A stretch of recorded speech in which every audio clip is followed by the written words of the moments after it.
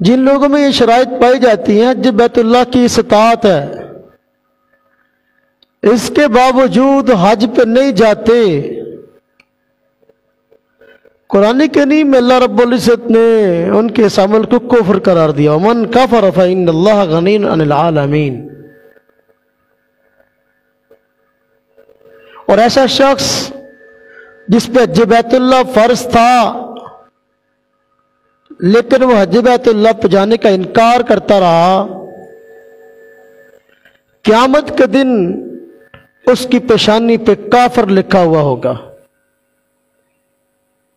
اس حال میں آئے گا۔ حضرت عبداللہ بن عمر رضی اللہ تعالی عنہما سے منقول ہے، فرماتے ہیں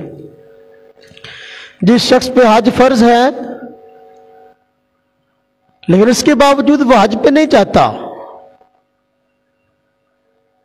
فرمایا قیامت کے دن اس حال میں آئے گا کہ اس کے پیشانی پر کافر لکھا ہوا ہوگا۔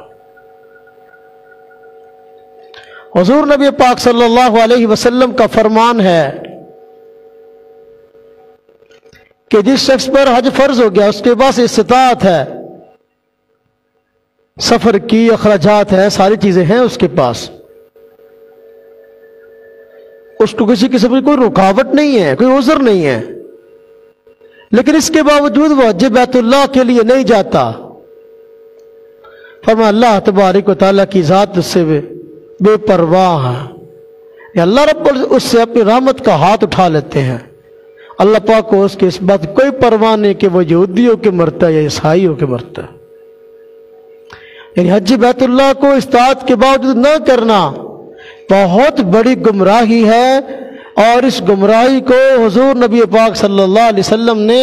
یہود و نصارہ کی گمراہی کے ساتھ تشبیہ دی ہے، اور اس کی گمراہی کو یہود و نصارہ کی گمراہی کی طرح بتایا ہے۔ بہت بڑے وعید کی بات ہے۔